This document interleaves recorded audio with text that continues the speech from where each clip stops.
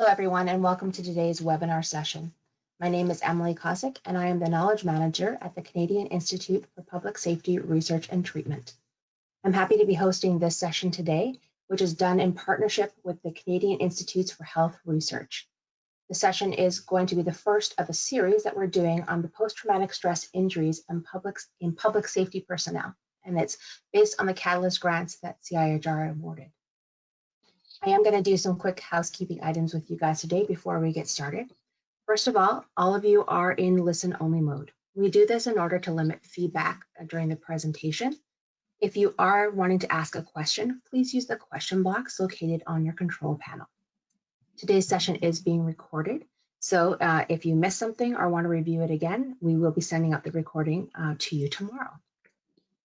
Again, as I mentioned, please use the questions box to ask any questions for the panelists or presenters, and the questions and answers will be done at the end of the session. So we are going to let each group do their presentation and then do the next group, and then we're going to do the questions and answers at the end.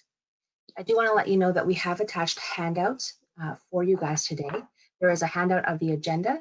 There is also a French and English version of the knowledge translation report for each of our groups, just to give you a few more details about their presentation. Those knowledge translation reports will be added to our website after the session today. So if you don't get through reading them, don't worry, there's other ways to access them. Just a final note that some organizations do block the GoToWebinar platform. This means you may have to join us by phone instead of using a computer. So if you're having any issues, that's our best suggestion, is to go ahead and log off and join again by phone. So without further ado, let's move on to our first project of the day. The project title is the Pan-Canadian Public Safety Personnel, Ongoing Knowledge Translation and Strategic Development. It will be presented by Dr. Nick Carleton, who's a professor of psychology at the University of Regina.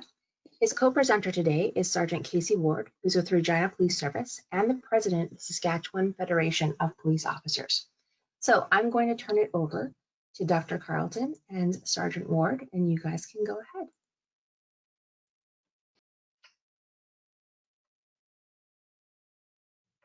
Perfect. Thank you very much, Emily. Thank you, everybody, for joining us this morning. We're going to be discussing the Pan-Canadian Public Safety Personnel Ongoing Knowledge Translation and Strategic Development project that we've been engaged in. I'm Dr. Nick Carleton. I'm a professor of psychology. I serve as the scientific director for CIHR.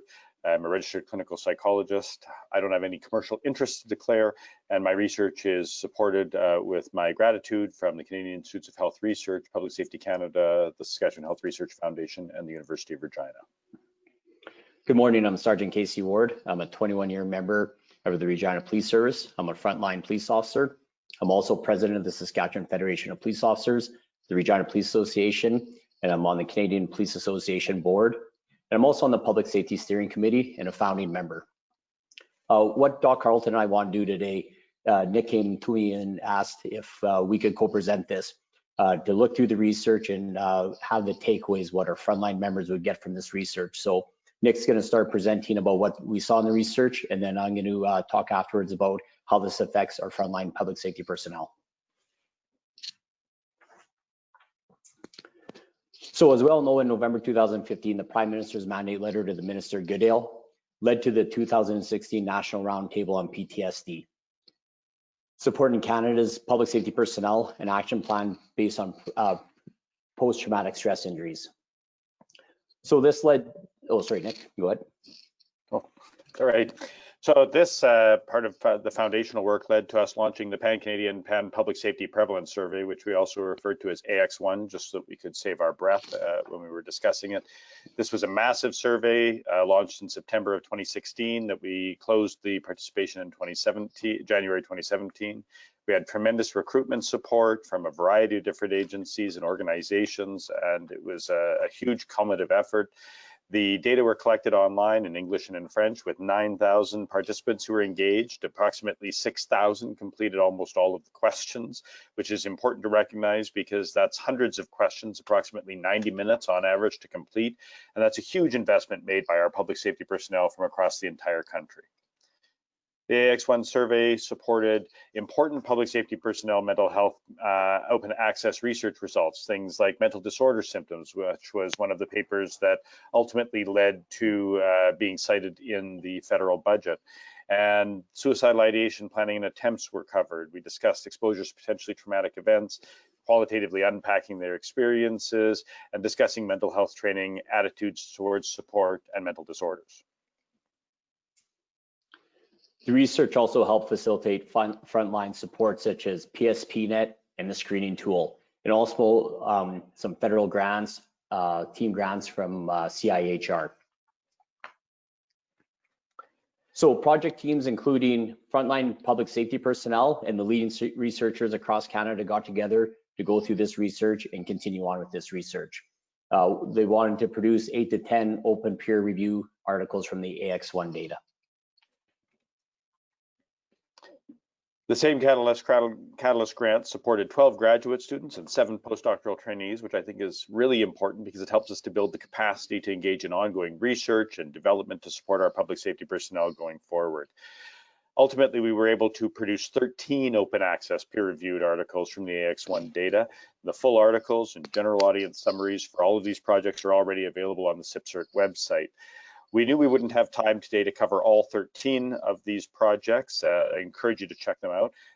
But Casey and I coordinated and had some discussions, and we've decided that today we'd like to showcase for you the results from 3 of the selected studies of those 13.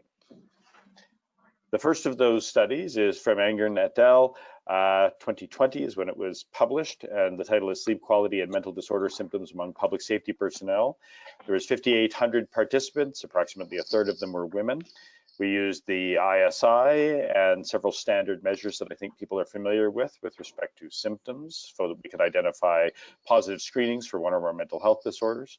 We used independent t-tests, ANOVAs, post-hocs, and multivariate logistic regressions alongside correlations in order to assess the data. Many of the PSP reported symptoms that were consistent with clinical levels of insomnia. So that's from half of our firefighters to nearly 2/3 of our paramedics.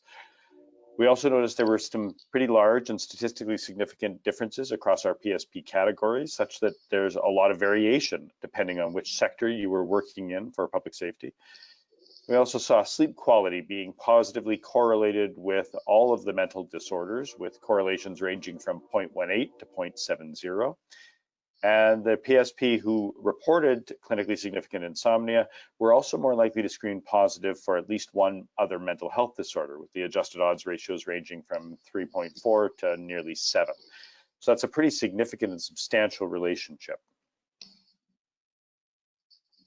So this was actually my favorite study. I don't even think I told Nick that, but I thought there's some great takeaway points from this and some stuff that we can be doing right away for our frontline members. So public safety personnel with sleep difficulties and insomnia are more likely to report greater physical distress, mental distress, pain, and anxiety, and depression. So pain, concerns about sleep disturbances are prevalent in all public safety personnel. So if we could target insomnia in treatment, may have some good implications for a wider range of mental disorders. I think the big thing is educating, targeting sleep health appeared to work with the firefighters in one of the research projects. It increased awareness and lifestyle change, and there's a lot of positive stuff that came out of that research. One thing that we need to do is we need to address the importance of sleep from day one in recruit training, but continue with ongoing training to our members. As a frontline public safety personnel, sleep, you can tell people that struggle with sleep and how it affects their day-to-day work, their day-to-day personal relationships. So at the RPS, we actually did implement some of this sleep culture, and has paid off dividends with our frontline members. One thing to note is shift work schedules were not explored in this. It is something that probably could be explored later on, but what is the best plan for sleep, but also looking at work-life balance, because there's some shifts out there that might totally help with just your sleep patterns, but isn't good for the work-life balance at home. So our second study, I was the first author on this one, and this one we were assessing the relative impact of diverse stressors among public safety personnel. In short, we wanted to know what kinds of stressors are having what kinds of relationships with what kinds of symptoms and what kinds of positive screenings. There were about 4,800 of our participants who completed enough of the survey for us to include their data here. That's about a third of them were women. We included the life events checklist for DSM-5. We also, though, included a specific set of questionnaire items focused on public safety personnel organizational and operational stressors. So stressors outside of what would have historically been referred to as the criterion A stressors. And we used the same assessment tools to screen for one or more mental health injuries. We used analyses including analysis of variance, post-hoc tests, and multivariate logistic regressions. We found that the highest rated organizational stressors were staff shortages, inconsistent leadership style, difficulties with bureaucracy, insufficient resources, feeling that different rules were applying to different people so that not everyone was being treated equally or at least not comparably, and dealing with coworkers. We found that the highest rated operational stressors focused on things like fatigue, finding time to stay in good condition, occupational health related issues, finding time for friends and family, experiencing negative comments from the public and how that impacts your mental health, eating healthy at work, and then exposure to potentially psychologically traumatic events. We found that there were important differences between the public safety personnel sectors. So, for example, higher among firefighters for traumatic event exposures, but higher among communication officials for shift work with respect to what they focused on for their biggest stressors. All of the organizational and operational stressors were associated with an increased adjusted odds ratio for positive mental disorder screens. I think this is important to make sure we're clear about. All of those stressors were associated with an increased probability that somebody was going to have difficulty with one or more mental health disorders. We had odds ratios ranging from 1.17 for dealing with the court system to, if you're sick or injured, coworkers seem to look down on you at 1.53. Working alone at night at 1.20 to managing your social life outside of work at 1.58. Indicating some large and statistically significant adjusted odds ratios for screening positive that were not related to the potential to the exposures to potentially psychologically traumatic events. The average scores for the operational and organizational stressors were associated with increased adjusted odds ratios for positive mental disorder screens. So in this case, just the average scores were also associated at 1.24 to 1.96 adjusted odds ratios, and that included PTSD at 1.41 and 1.72. Importantly, these were independent of the exposures to potentially psychologically traumatic events. So those adjusted odds ratios are after controlling for the experience of potentially psychologically traumatic events. The organizational and operational stressors were associated with increased risk of screening positive for mental health disorders. So the key takeaway points. So public safety personnel report substantial difficulties with occupational stressors. Staff shortages is a big one, inconsistent leadership, shift work, and right now, especially in the last 6 months, public scrutiny. But traumatic exposure is only one element impacting mental health. There's a lot of occupational ones that can be changed, and we'll talk about that a little bit later, but different treatment of employees by leadership, indifference to mental health, insufficient recognition of stressors, overt and covert stigma, and a lot of economic pressures to do more with less. There's very little research regarding operational and organizational stressors in mental health, but it is well documented. I think we all know the costs incurred to absenteeism from operational and organizational stressors. So we know we cannot control exposures to psychological traumatic events or other operational stressors, but we have a lot of control over organizational stressors, and that's what we want to talk about a little bit more. So there are some very easy fixes, and one thing that was very prevalent throughout this research was the ability to exercise, and healthy eating is something that really bugged the members. Favoritism, excessive administrative duties, especially this day and age with technology. I think we all thought that there'd be a lack of paperwork the more we got into the new technological age, but it actually seems to be the exact opposite. There's a lot of redundancy, having to do paperwork and have it on electronics. Supervisors, inconsistent leadership styles is a big one across PSP, and leaders overemphasizing negatives. We're such a negative workplace throughout the PSP. We never really hear about the positive things do, just the bad things that happen. Now, there's also some things out there that would be very hard for organizations to fix, but management can do a good job of working on these with different levels of government, but also communicating with their members that they are doing something about it. Staff shortages across Canada, you see tons of staff shortages. Public perception with the defund police that's been happening the last 6 to 8 months, public perception is rebounding, but it was at an all-time low. Internal investigations and shift workers, some of the things that aren't quick, easy fixes, but can be manageable and will take a little bit more time. The thing that really blew me away in this this study was the risk of being injured was rated much less stressful than many of the previously mentioned stressors. And I talked to a lot of our members actually around our service about this. And at first I thought, you know, is the data correct? But a lot of people going to work and thinking that they're going to get injured, hurt, or killed is a lot less than the issues and the stress that management put on our organizations and our members. So the third study we're going to cover is from Kriya et al., and this was also released in 2020, and examining mental health knowledge, stigma, and service use intentions among public safety personnel. We had 4,100 participants. Again, about a third were women. And we focused on mental health knowledge attitudes, mental health service use questionnaires, so how often people were going to use mental health services. We did correlations, Mancova, and post hoc tests. The results suggest that mental health knowledge and service use attitudes were in fact correlated. So at 0.19, stigma was inversely correlated with mental health knowledge and service use, which is good news at negative 0.32, and negative 0.18. And the PSP sectors did differ a lot across the variables after controlling for age, such that mental health knowledge was statistically significantly different depending on which sector you were from. Mental health stigma was different depending on which sector you were from, and the service use attitudes were different across your sectors. What I really found interesting with this research was how different people had different knowledge and how they access care. So for instance, correctional workers reported the most mental health knowledge, least stigma, highest intentions used mental health services, and also the highest positive screens for disorders. Firefighters reported the lowest mental health knowledge, highest stigma, lowest willingness to use mental health services, and the lowest prevalence of positive screens for mental disorders. Now with that stigma, one of the things that would be interesting to look at a little bit more is in the firefighter world is mostly prevalent men, and a lot of times with men, men are more prevalent to stigma and not accessing that care.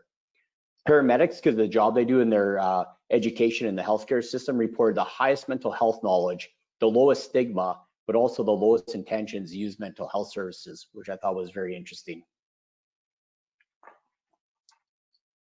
Women report the highest mental health knowledge, especially correctional workers and communication officials. Most communication officials across Canada are female. There's men getting into the there's a lot of men, but it is prevalently in females. But they also report the worst mental health outcomes. And you know, we were talking about it earlier. Is that because they're not accessing care? Is there a barrier to care, or why is that? It's very disappointing, but self-stigma still appears to be very prevalent among PSP. I had a conversation the other day with one of our members that just the stigma themselves that they're putting on themselves not to get help when they are struggling, and we see that day to day. There's been a good trend across Canada to look at resilience training, especially R2MR. We've done that a lot across the province in Saskatchewan here to help reduce stigma, and people now are actually talking in those terms. And even though people joke about it, you know, oh, Casey, you're seeing red today, it's good that people are using those terminologies. But what's very impressive in this training, as we saw, is that supervisors are now identifying people earlier on and helping those members and helping them get access to care earlier on, instead of just kind of leaving it by the wayside and not dealing with those issues. So high mental health knowledge does not mean people will access care. So again, is there an access to a barrier to accessing care? Is the barrier stigma? And the one thing I was talking to Doc about is, you know, I feel, and the question would be, will time help reduce stigma? And I use this example when I was talking to my daughter, even with the LGBTQ community. You know, the youth nowadays talk a lot about the LGBTQ. They talk about mental health, and I hope that in 10 years when they enter the workforce, that there won't be as much stigma, because they are dealing with this. You hear kids in high school accessing care, peer support groups, talking about their mental health more than we did when we were youth. So hopefully in time, stigma will reduce just with the time, but again, research would show whether that will happen or not.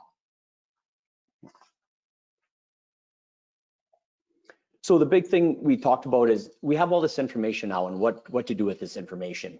The one thing I see is I think there's some really good, quick, easy fixes that could be done right away.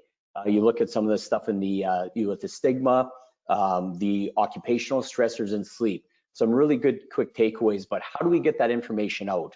I believe the police associations, along working with the management and chiefs across the country, need to get together, look at this research, come up with a plan, try to do some of those quick, easy fixes, but also come up with a bit of a strategy on some of those other long-term effects and some good deliverables of what we can be doing with this research and implementing this research into day-to-day frontline members' work and activities. Thanks, Casey. I also want to thank our participating PSP who invested so much of their time and effort in the survey, which allowed us to provide so much information and ultimately catalyzed so many other mental health efforts. So I hope that today is an opportunity for us to showcase that you really did make a difference, and your investments in time and supporting research really is making a difference and is allowing us to support change. To our PSP also, and their leaders and their families and their stakeholders, thank you for helping us to mobilize those research evidence results into real solutions. I think that's what Sergeant Ward just did brilliantly here and continues to do. We can always do more, and we will try and do more, but this is a team effort. And thank you also to the CIHR CIPCERT Consortium for the grant funding that made the current work and success possible, and all of you attending today for your interest and your ongoing support. Thank you. Thank you.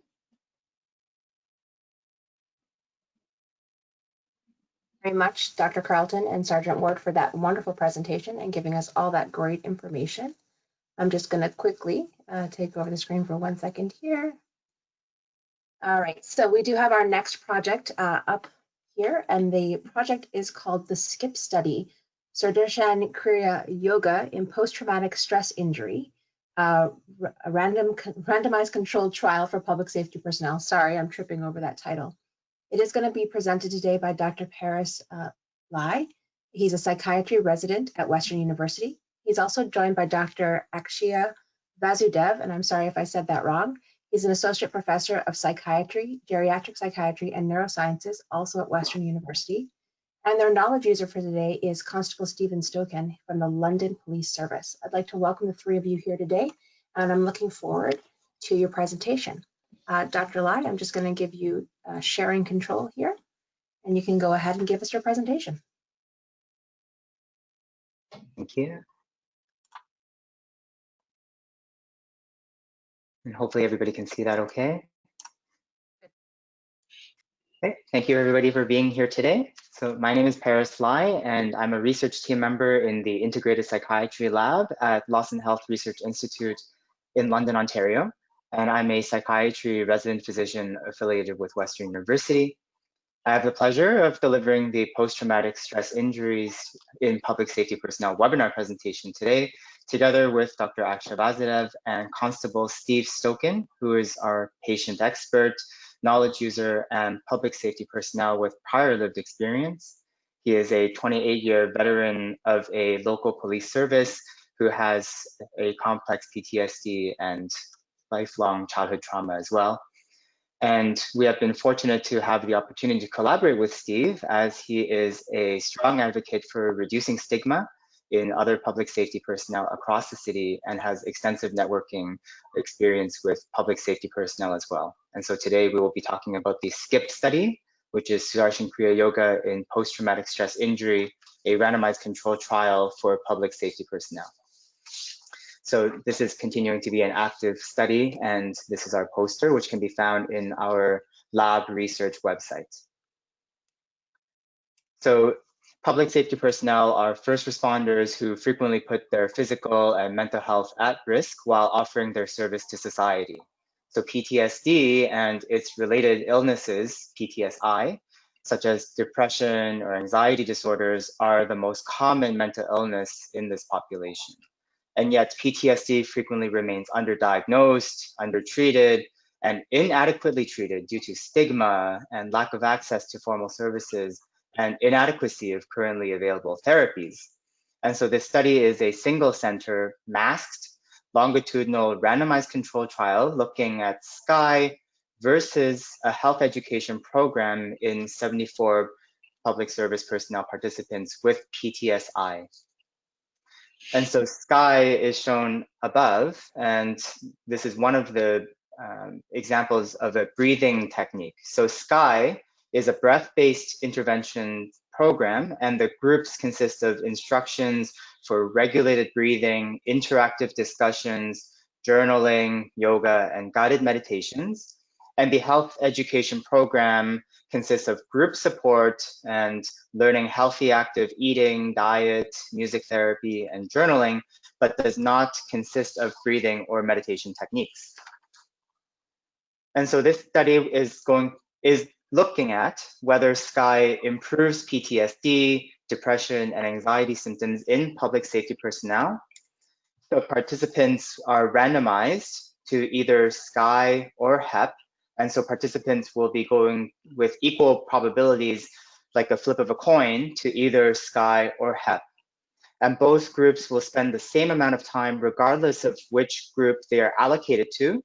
So participants will start with 5 daily sessions of 3 hours each, then 3 weekly follow-ups of 1.5 hours each, and then 4 sessions every other week for 1.5 hours as booster sessions. And so the main outcome, the main outcome is self-rated PTSD based on a standardized checklist, and that is measured regularly with the primary outcome measured at 12 weeks. And secondary outcomes include changes in depression, anxiety, quality of life, and substance use.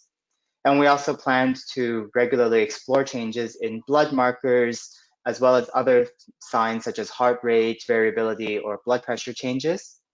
Our recruitment has been very broad-based through the City of London, through ambulatory mental health clinics, emergency rooms, occupational stress injury clinics, family doctor clinics, as well as educational meetings with other public service personnel partners. And so far we were able to recruit 16 public safety personnel over the past 9 months before the COVID-19 pandemic unfortunately put our study on hold. And so a preliminary analysis was completed using that data of the 16 public safety personnel who completed baseline as well as 1 or more follow-up sessions. So in terms of that baseline, we were able to find that 50% of the participants were female, the average age was approximately 44, and of that sample, 88% were Caucasian, with 56% married or in a common law relationship, and then 88% who completed post-secondary education. Now in that group, about 56% had experienced childhood trauma, 62% had indicated that these PTSD symptoms were a result of work-related trauma, and 88% were exposed to multiple traumas. And our baseline statistical tests had determined that the baseline symptoms of PTSD, depression, and anxiety were similar between both groups. So in this preliminary analysis, we see that SKY in blue had demonstrated significant improvement from baseline to week 12. And not shown here is that the self-rated depression symptoms have also significantly reduced from week 0 to week 12.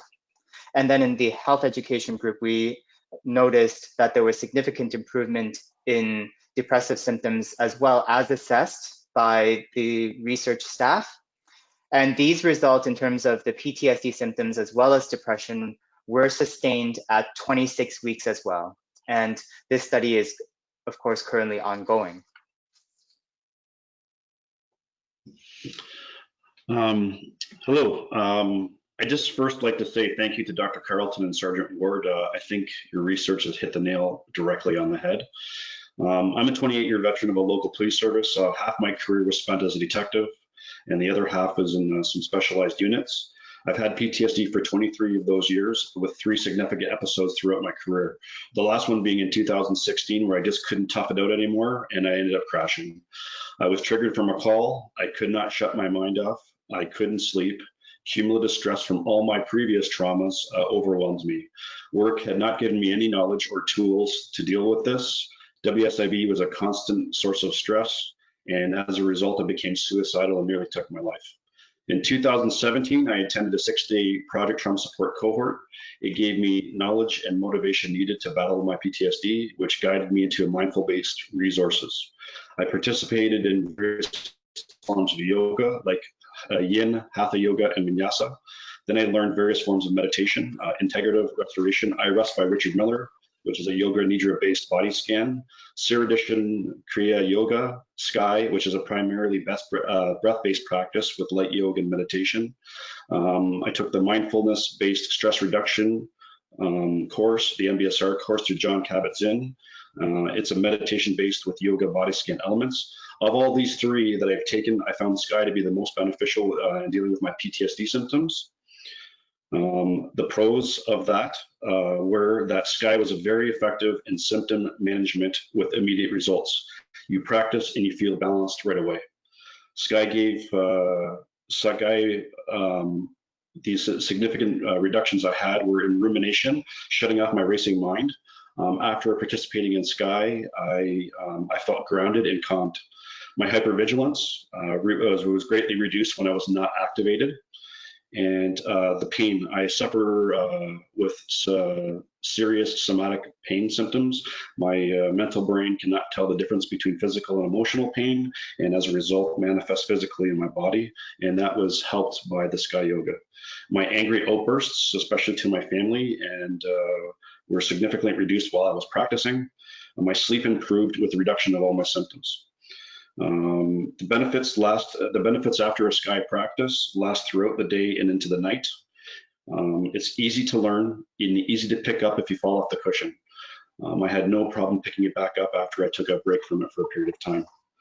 One of the cons that I had was it's a community-based practice. It's very difficult to attend during shift work, and some fine tuning needs to be done to help it with first responders and their unique challenges. I am a facilitator with the Project Trauma Support Peer Group here in London. We've had 180 first responders go through the group. We currently have 44 active members. The feedback from Sky was the same as me. Everyone benefited from it while they were practicing it.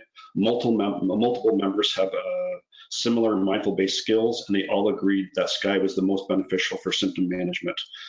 Feedback from the health enhancement program was very positive for the content. The educational material was good. The psychoeducational material around PTSD was excellent.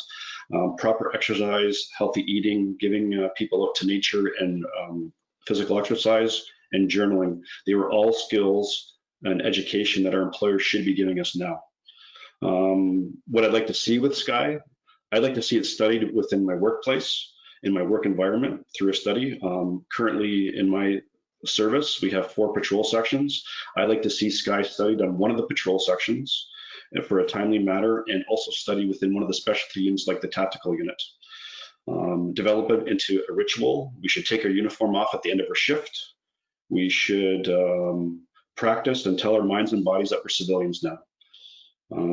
In our culture, we have many maladaptive coping strategies, like going to the pub and drinking after a shift. Many people decompress or numb through alcohol, drugs, sex, and gambling.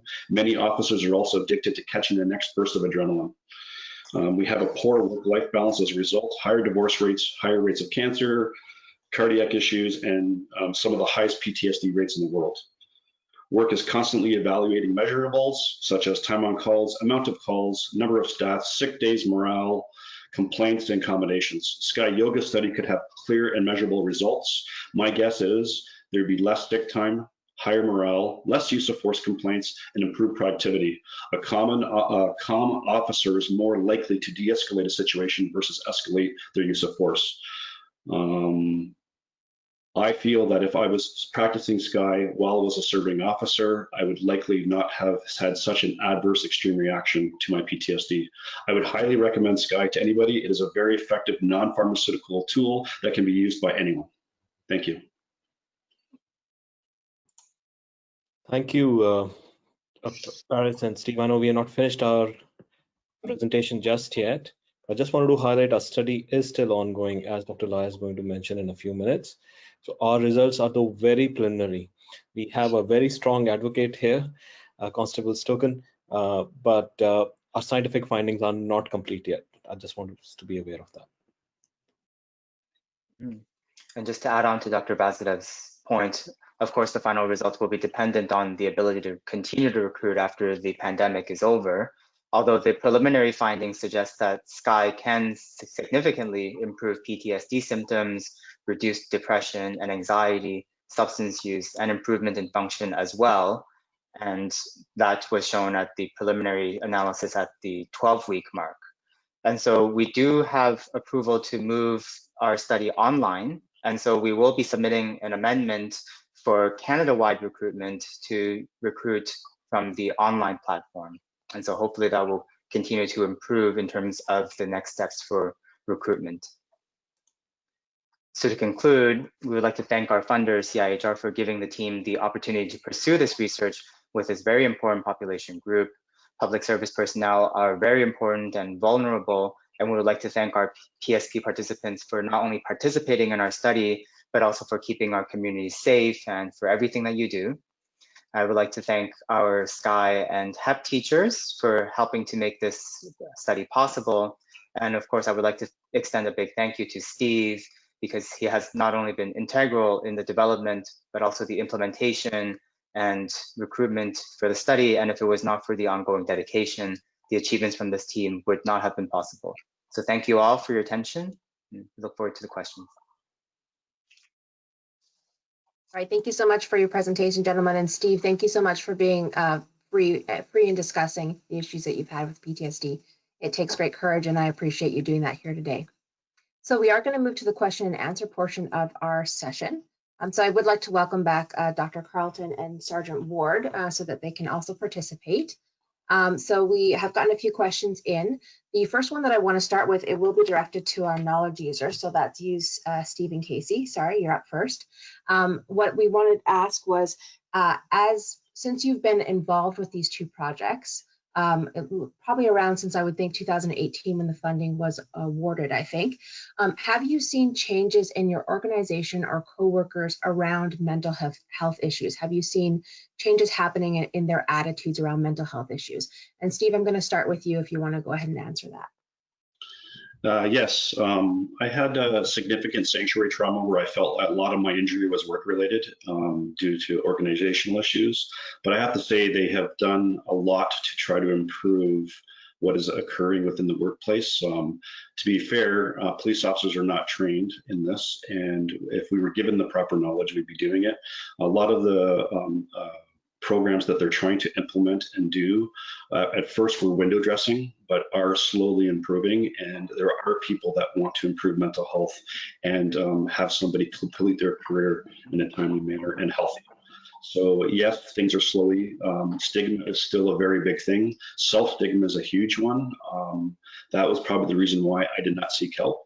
And it is often the problem and what people talk about, just admitting that they have PTSD and the follow-up from it. When I was told I had PTSD, I said, I don't have PTSD. That's for cowards. That's for people that are weak. And I had no idea what it was. So I think the ongoing education that they're taking and the measures that organizations like you guys, where you're doing the research in it, will really benefit everybody.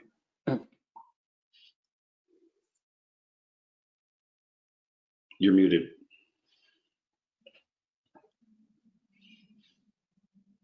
Casey, can you hear me?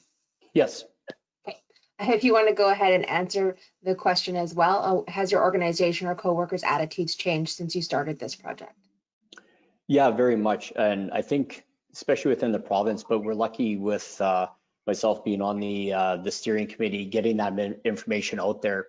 You know, Doc Carleton and I had a good conversation, because if I give these, 12 research articles out to frontline members, there's not a lot of them that are going to read 25, 30 pages of research and data. So we were talking a few weeks ago is how do we get the pertinent information out to our frontline members? And, we're talking about doing different things like lay summaries, just kind of some real key takeaway points. Because although a lot of frontline personnel want to talk about mental health and are into it, for them to sit down and read research paper after research paper just probably isn't going to happen. So I think nationally we need to work on how now do we get this information, like we're talking about today, out to all the frontline members and all emergency services and educate them and tell them that there's a lot of good things that are being done. I really like the Steve's comments and stuff. How do we now get people in Saskatchewan knowing about the research, the yoga that you guys did?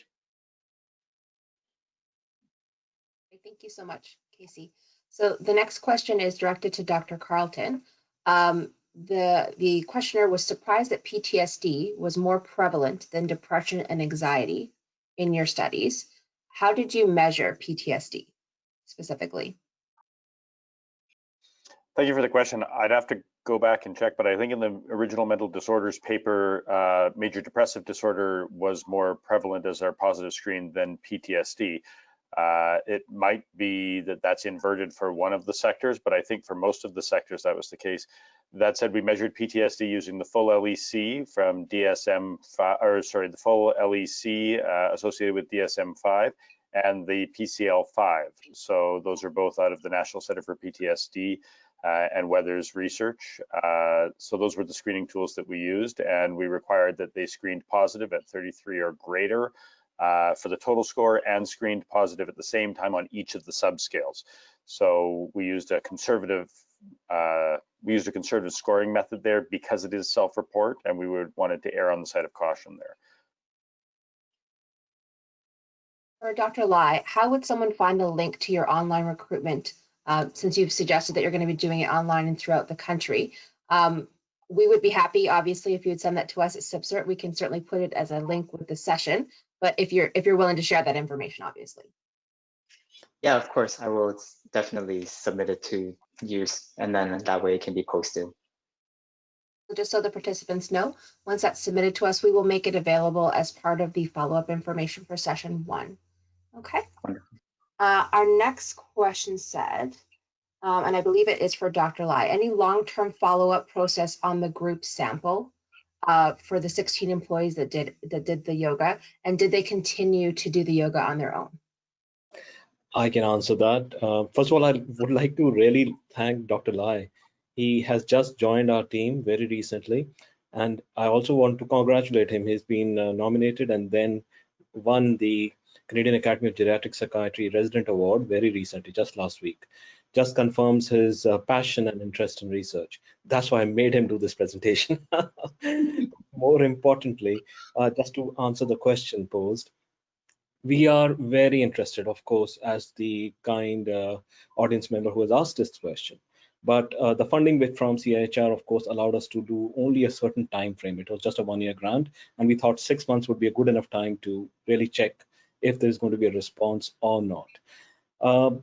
Most behavioral intervention studies actually go out for maximum 3 months, so we did push it to 6 months, week 24. So we have found ongoing benefits. And the fact that we've been offering regular follow-up, of course, would have helped compliance. We've also been giving people homework to take every day, be it in the PTS, the Sky group or the HEP group. They all got some homework, and we were checking off if they were having an improvement. You also heard from Steve specifically if there were any qualitative improvements. So you're getting a wealth of data, and of course, I didn't mention about the physiological data. So there's so much wealth of data, which is over the years, hopefully we'll have a few publications coming out of it, but we are just so early in the data collection phase at the moment. I hope that answers the question. Our next question is also for you, for your project. For clinicians who provide support to those with a PTSD diagnosis, but reside in rural areas, is there an option to offer Sky virtually in the future as a type of service for those seeking support in general? Great question. As of March 2020, Sky was not available as an online program. This is a proprietary yoga-based intervention offered by an international humanitarian organization called the Art of Living Foundation. They're based out of Bangalore in India, or Bengaluru. That's the newer word for them. But they offer these interventions via 155 countries and at least 5,000 teachers across the world now. And they have moved completely online just in the last 3 months. So yes, that's the only reason we are able to now offer this intervention at the part of a research study. But anyone who is interested and does not want to participate in our research program, of course, you can do it for a cost, but it's minimal. In Canada itself, I think it's around $200 for the 4 days of Sudarshan Kriya Yoga program. You will have to answer some questions just to make sure that you're not suffering from any serious mental illness. But if you feel you might benefit more from the supervision of a psychiatrist and our program, as Paris shared, we are more than happy to give you the link as soon as we get ethics approval to make it Canada-wide. Thank you for that. That's great information. Dr. Carleton, this one's for you. The Pan-Canadian survey obviously provided a wealth of data that I know that you guys are still working on. The questioner asks if it is something that you guys are looking to replicate in the future to get that data again. See if there's improvement.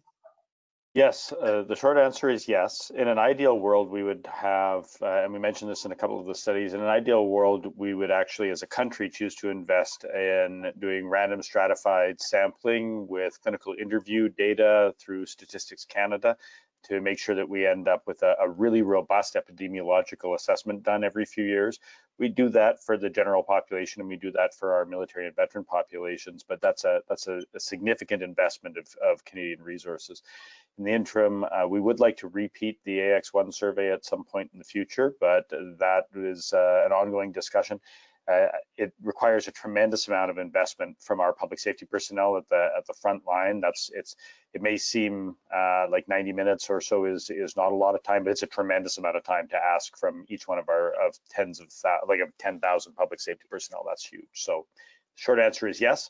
And I hope that we will, but I don't think we'll be doing it. I know we're not doing it imminently, but we will raise it again with the Public Safety Steering Committee. Good answer. So it looks like that's most of our questions for today. I am just going to share with everyone a quick screen here. All right, so we want to ask everybody to please complete the survey that's going to appear after the webinar is finished. Your information is valuable to us and we do want your feedback. A video of the webinar that you watched today will be sent out to everyone who attended today. By Monday, we will have posted on the website the video as well as the handouts that were attached to this presentation. So those are the knowledge translation reports. Those will be available. They'll be available both on the webinar page on the CIHR website as well as the special page that's for the CIHR webinars specifically. I do want to let people know that some of the research that Dr. Carleton shared today, we do have research summaries also available on the CIHR website. Those are designed specifically for people who are not researchers to learn more about the studies themselves. And we are hoping, as we progress for this, that all of the researchers that have been kind enough to share their information with us will also allow us to do those research summaries for them. That's one of the goals of CIHR, to be a knowledge exchange hub so that everybody can learn more about this wonderful research. We do want to ask you to please consider joining us for our next webinar, which is November the 5th.